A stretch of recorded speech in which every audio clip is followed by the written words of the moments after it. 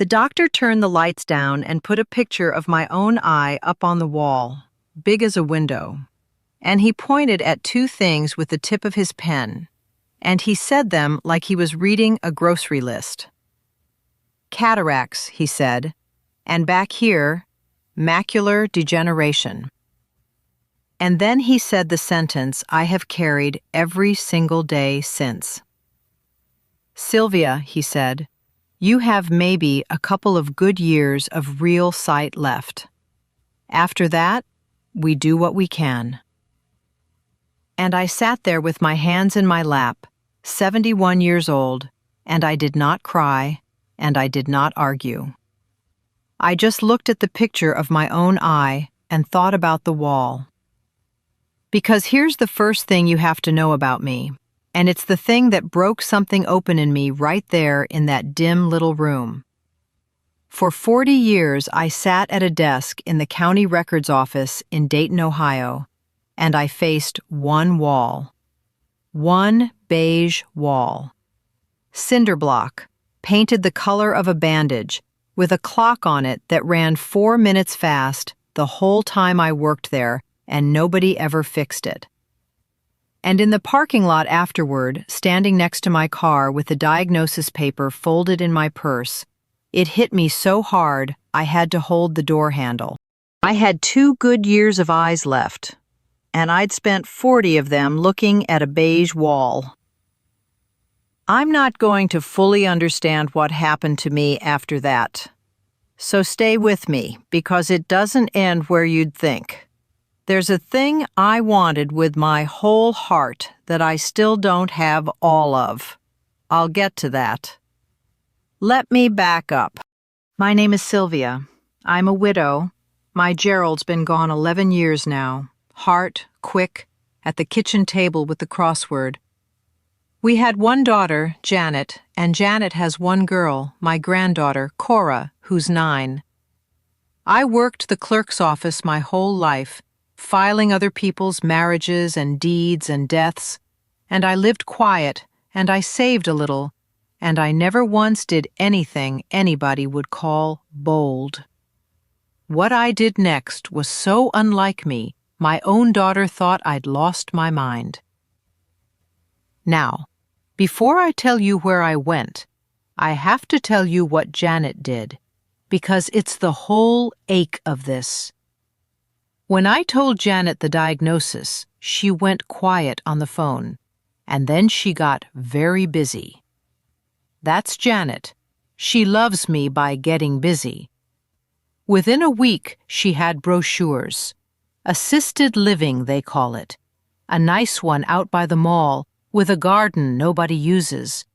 And she sat at my kitchen table and slid them across and said, "Mom, if you're going to lose your sight, we need you somewhere safe, somewhere with people, so you don't fall." And I know she meant it kind, but what I heard sitting there was that my daughter had already put me away. In her head, I was already blind, done, a woman who falls and has to be somewhere safe. The eyes hadn't even gone yet, and she'd moved me into the dark. And something in me, some stubborn thing I didn't know I still had, stood straight up and said no. I said no. I said, "Janet, I have 2 years to see, and I am not going to spend them looking at a garden nobody uses." And she cried, and I cried, and we didn't fix it. We still haven't, not all the way. That's the thread that runs under this whole story. Will my daughter and I ever get right again? Or did that beige-colored fear of hers put a wall between us too? Here's what I did instead. It started, if you want the honest truth, with the television. I'd stopped sleeping much, and I'd leave the set on low in the dark for the company of it. And one of those late nights there was a nature program, one of the travel ones, and it landed on this little island. A white sandbar curling out into water so blue it didn't look real. Green mountains behind it, a boat with these long arms out to the sides. I got up close to the screen the way you're not supposed to, the way my mother used to holler at me for, and I just drank it. And I thought a very simple, very selfish thing. I want to go see that. With my own eyes, while I've still got eyes to do it with. I've spent my whole life looking at things I had to look at. I'd like to spend what's left looking at something worth the seeing. So at 71, I sold most of what Gerald and I built. I kept his watch and Cora's baby picture, and not much else. And I flew to an island in the Philippines called Camiguin. I couldn't have found it on a map 2 months before. I picked it for one reason, and I'm not ashamed of it. It was beautiful, and my failing, foolish eyes wanted it. Now here's where a lot of these stories start smoothing things over, and I filed the real records for 40 years, so I won't. The first 2 weeks nearly sent me home. If you're a woman my age thinking about doing one brave thing before your body decides for you, you'd better see the whole page, and not just the pretty picture somebody put on the front of it. The heat came up off the tarmac in waves I could actually see. The air went to water, and my eyes couldn't find an edge on anything. And here's the cruel part nobody warned me about. That heat made my eyes worse. There's a thing that happens with my kind of trouble. Everything goes soft and glary in bright light. And Camiguin is nothing but bright light. That first week, the whole island looked like somebody had smeared it. Faces just pink smudges until they got close. I got lost the first day. There are these little motorbikes with a sidecar. They call them tricycles. And I couldn't read the signs and was too proud to say I couldn't see them. I sat on the edge of my rented bed the 4th night with the fan dead, brownout they call it, when the power just quits for a while. And I had the flight home open on the phone, the price sitting there big enough that I didn't even have to squint at it, which tells you how bad I wanted out. And I thought, Sylvia, you sold your house to come see, and you can't even see. What have you done? Go home. Let Janet win. I didn't book it, and I want to tell you why, because it wasn't bravery.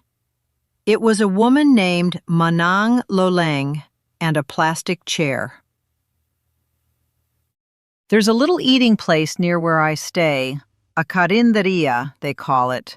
Just a counter and some pots and a few tables under a tin roof, a couple steps from the water. The woman who runs it is Manang Loleng.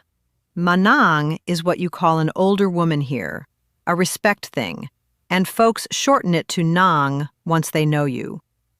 She's got a laugh that comes up out of her whole body. That 4th day, lost and half blind and about to quit, I wandered in and she took one look at me squinting and did the thing she has done every day since. She walked me to the one table that faces straight out at the sea, pulled the chair out and said, "Nang, you sit here. This is the good one. You want to see? You see from here." I hadn't told her about my eyes. She just knew, the way some people know. And from then on, that chair was mine. If somebody was in it when I came, she'd shoo them, gentle. Nobody in 40 years at that county office ever saved me a seat so I could see something beautiful. It's not the chair. It's a person deciding your seeing matters. Let me tell you about the sea from that chair because I have to try. And it's hard because I'm losing exactly the thing I'm trying to describe to you. In the morning, it's this pale silver, almost white, and the sky's the same, and you can't find the line between them. Then the sun gets up and goes this blue, I've been trying for months to find the word. A blue like the inside of a flame. And there are fishing boats, banca, they call them, the long arms out to the sides for balance, sitting on it black and small. I can still see all that. That's the thing about my kind of blindness.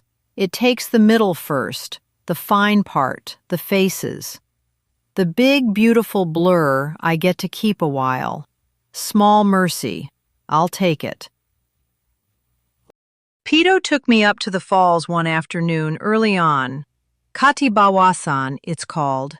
A tall, thin waterfall back in the green comes down off the mountain in one long white drop into a cold pool. Coldest water on that whole hot island. And here's the thing about my eyes I didn't expect. I couldn't see the top of it. It went up into the trees and my eyes lost it halfway. But I could hear it, this steady roar, and feel the cold coming off the water before I got near, and the mist landed on my face, and Pito said, "Lola, it's very high, higher than you can see, and there's a rainbow in the spray right now, small one, down low." And I stood there with my face wet and cold in the middle of that hot green island, and I thought, I am seeing this. Not with my eyes, but I'm inside it, and I'll keep it. That was the day I stopped thinking the dark would take everything. It'll take a lot. Not that. The man who took me out to the sandbar the first time is Manong Elpidio. He's got a banca, a blue one, and he ferries people over to White Island. That's the sandbar from that TV program, the one that started all this.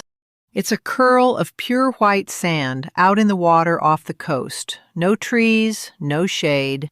And behind you, when you turn, the whole island of Camiguin with its 2 volcanoes standing up green against the sky.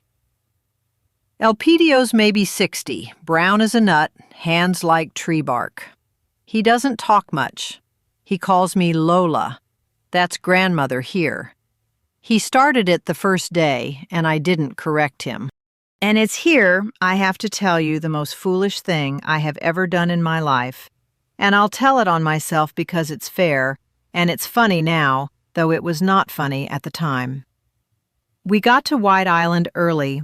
The tide was out, and the sandbar was wide and white and beautiful, and there was water all around it, that flat, clear, shallow water. And to my eyes, distance and depth are exactly what I've lost. That water looked like nothing, like a wet shine on the sand, an inch maybe. So I marched right off the boat in my good slacks, straw hat on, straight out toward what I thought was more sandbar, calling back something cheerful to Elpidio about the view. And I walked directly into the sea up to my waist, fully dressed, straw hat and all. It was not an inch. It had never been an inch. And I stood there, soaked to the ribs, my hat floating off, and I heard this laughter behind me, Elpidio and his grandson, and I turned around mortified, this ridiculous old American woman waist-deep in her church slacks. And here's the thing, they weren't laughing at me. Or they were, but the way you laugh at someone you've already decided to keep. Elpidio waded in and got my hat and put it back on my dripping head, and he said, "Lola, the sea is closer than you think, ha, or farther." He wasn't sure which he meant, and neither was I. And I laughed too, and something let go in my chest that had been clenched since that parking lot in Dayton. I wasn't the woman who falls. I was a woman who walked straight into the sea because she wanted to see it so bad she forgot to be careful. And that's not the same thing at all, whatever Janet's brochures thought. The grandson is Dodong Pito. Dong is what you call a young man here, like Inday for a girl. Pito's maybe 14, and he became I don't know how it happened, it just happened. He became my eyes. He figured out fast what I couldn't see and started narrating the world to me. Not like a nurse, like a boy showing off. He'd say, "Lola, the water by the boat is very green now, dark green, and out where the deep is, it goes almost purple. Lola, that bird is white with black on the wings. Lola, the loneliest is turning yellow, means it's almost sweet." I couldn't always find these things with my own eyes anymore, so he gave them to me with his voice. And I'd hold the picture of them in the dark behind my eyes. Lanzones, I should tell you, is the fruit this island is famous for. Little round fruit grow in clusters. You peel the tan skin and inside it's these clear, sweet segments. And in season, the whole island smells of them. Pito eats them by the pound and spits the seeds. And his Lola, that's Elpidio's wife, hollers at him for it. Now let me stop the tender part and do the practical part, because I know some of you are sitting there doing arithmetic, and I would be too. Let me lay the money out plain and then tell you why it's just about the smallest reason I'm here. I live on Social Security and a little pension from the county. 40 years of filing gets you a pension, turns out, just not a big one. Together, it's about $1,450 a month, give or take. In Ohio, that $1,450 was a knot in my stomach. That was watching the gas bill in winter and doing sums about my eye medicine. Here's what $1,450 is on Camigan. My little place, concrete, cool floors, a porch where I sit, $200 a month. Food, and I eat well, fish that was in the sea that morning, fruit, vegetables, about 200 more. I have a woman who helps me, Inang her name is, comes 3 days now, it was 2 at first, does the cleaning and the wash because I can't see well enough to get a floor properly clean anymore, and I pay her $140. Over the going rate, and I hear about it from the neighbors, but I pay it anyway, because I know what it is to be treated like a filing cabinet. Tricycles everywhere I go all month, about 35, and the eye doctor, there's a good one in the bigger town, over on the mainland side, the visit's around $20. 20. In Dayton, the parking cost more than that. Add it up, it's around $600, a bit more with the doctor and the ferry, call it $700 for a whole life on a beautiful island.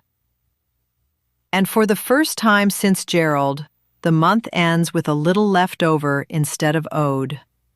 Enough, actually, to do the one thing this whole story turns on.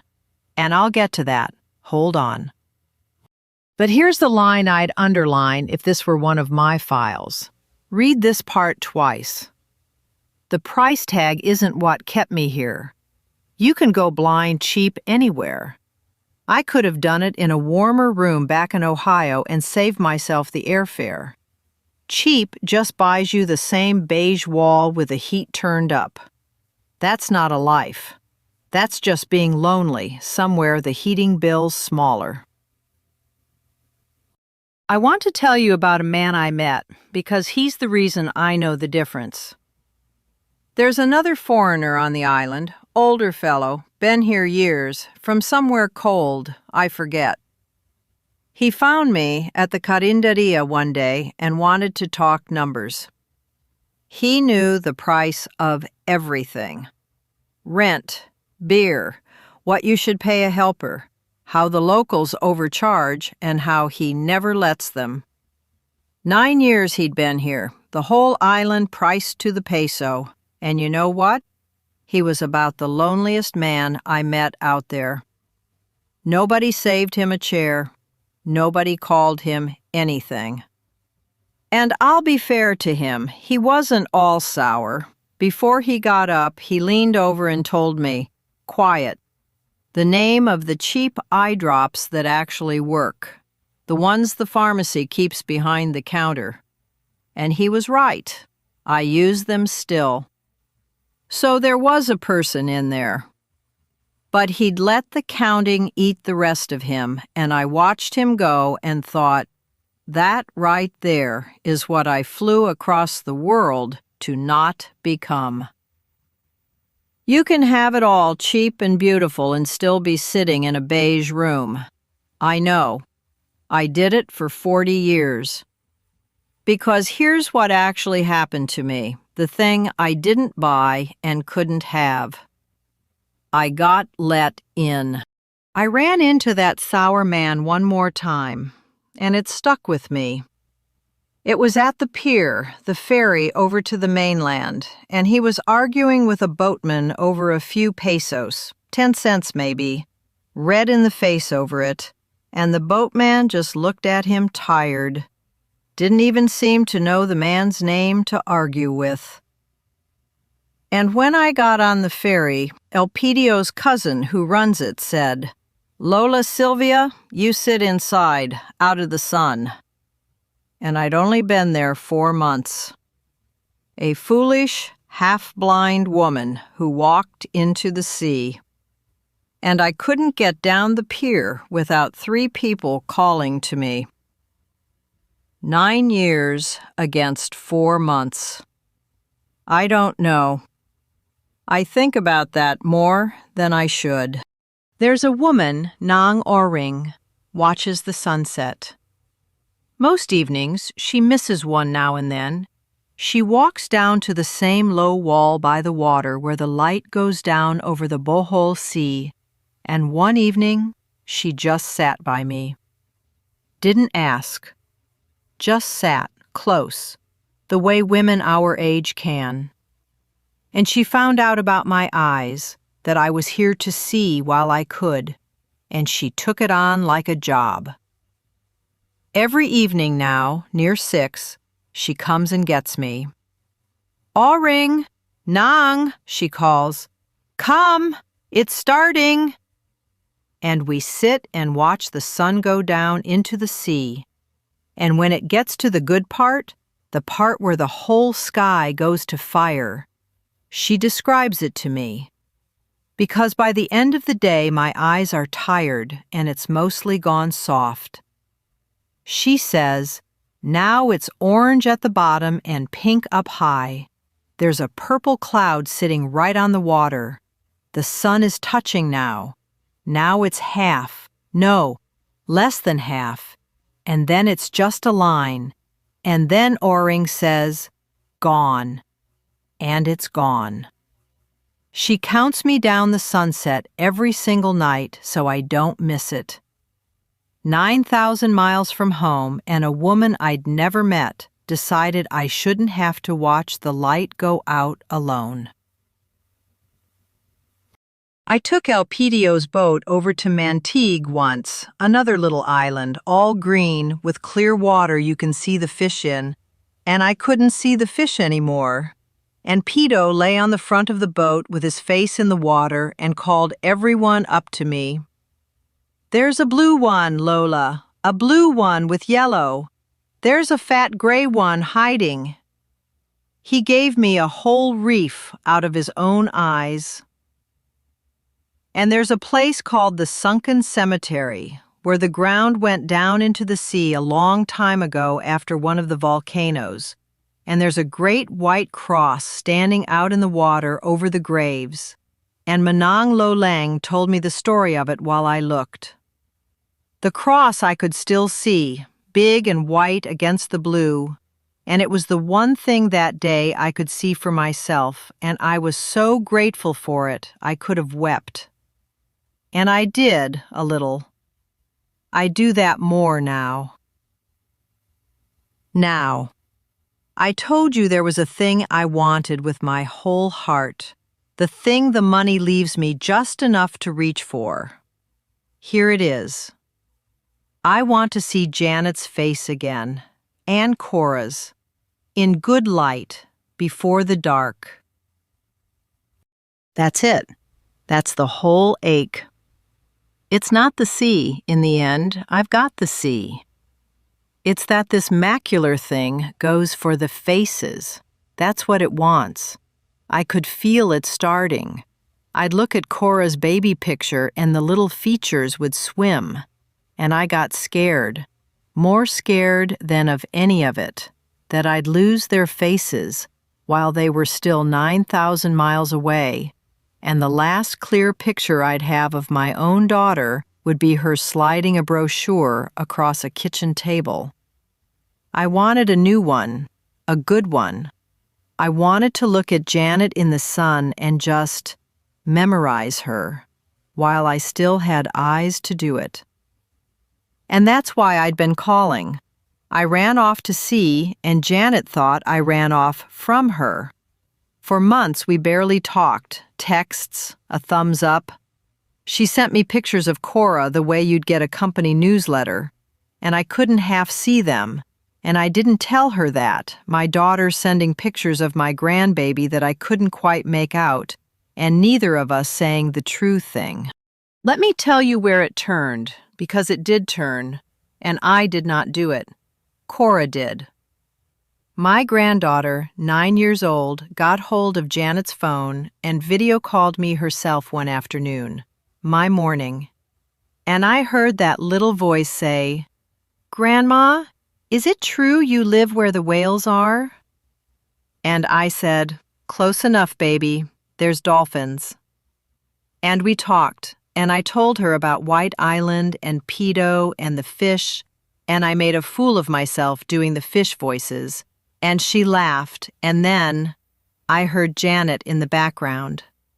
Just, "Is that Mom? Is she okay?" And something in her voice was different, softer, scared in a new way. And a couple weeks after that, my phone rang. Not a text. Rang. And it was Janet, crying before she even got a word out. And she said, "Mom, Cora showed me your island." And then she said the thing. "I didn't know you were trying to see us. Before. I thought you were leaving us. I didn't understand you were trying to keep us." I have wanted my daughter to understand all that first year, and I want to tell you that phone call fixed it. It didn't. There's a lot of hurt between where we are and where a mother and daughter ought to be.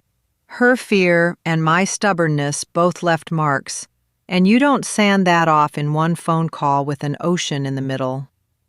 But she understood the one thing. She understood I wasn't running out on her. I was running toward keeping her. And then she said she'd come, her and Cora, to Camagin. I'll tell you about the day, because it's the partial gift, and I want you to have it. But I'm not going to stamp this one closed and file it away neat. It doesn't close. They came. It took months, and a passport for Cora, and money I'd saved from all that cheap living. There's your reason the money matters. It flew my girls to me.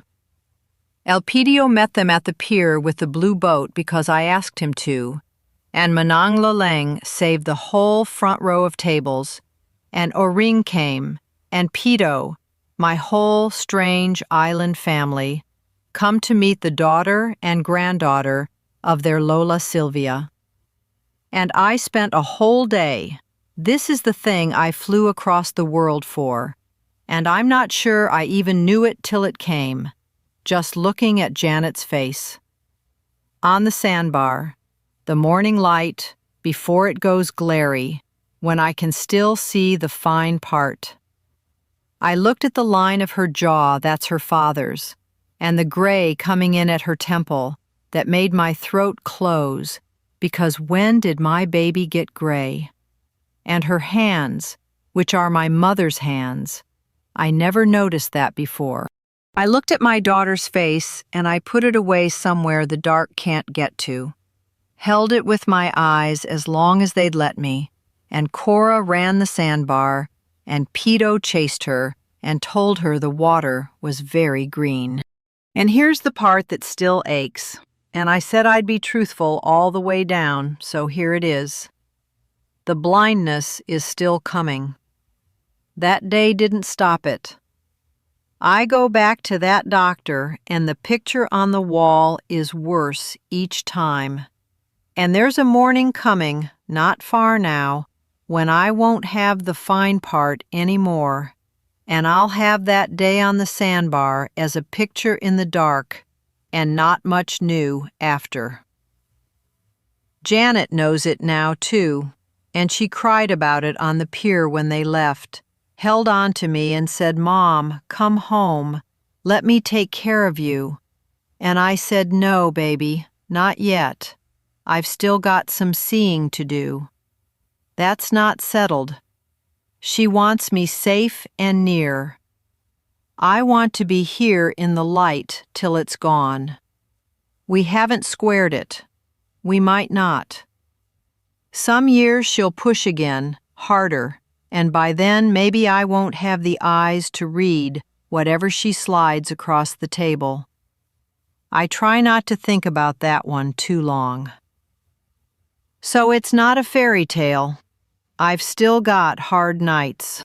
The brownout comes and the fan quits, and I'm 71 and going blind on an island where I still can't pronounce the name of the fruit, and I miss a real autumn, the smell of it, and I miss being understood without working for it. And some nights I lie in the dark, practicing being blind, and I'm terrified, plain terrified, no dressing it up. I haven't made my peace with it. I don't think I'm going to, if I'm honest, and I don't much trust anybody who says they have. But I'll tell you what I've got now that I didn't have back at that desk. A chair that faces the sea, and a woman who counts me down the sunset so I don't miss it, and a boy who hands me the colors my eyes can't reach anymore. That's a lot when you say it out loud. And there's my daughter, who finally knows I was trying to keep her and not run out on her. We're not all the way back. I won't say we are, but she knows that much. And I've got one whole day of my girl's face in the morning light, put away safe, that I'll still be looking at when the rest has gone soft and gray. Nobody handed me any of it. I went and got it while I still could. So let me ask you something, and I mean it, and I read every one. Have you ever had somebody decide your life was over, put you away in their head as done, as finished, while you could still feel there was living left in you? Did you let them, or did you do the foolish, brave thing? I would truly like to know. I keep finding out how many of us there are. Nobody puts us in the brochure. Leave it down below, and I promise you I read every single word. And if this sat down in your chest, this is my friend Ruth Fisher's little channel.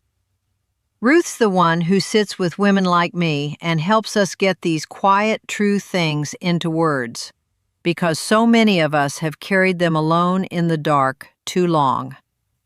Stay a while if you like listening to our lives. This is Sylvia, and here's about the only thing I know for sure now. Go see the thing you keep meaning to see. Don't wait for good light. You don't get to know how much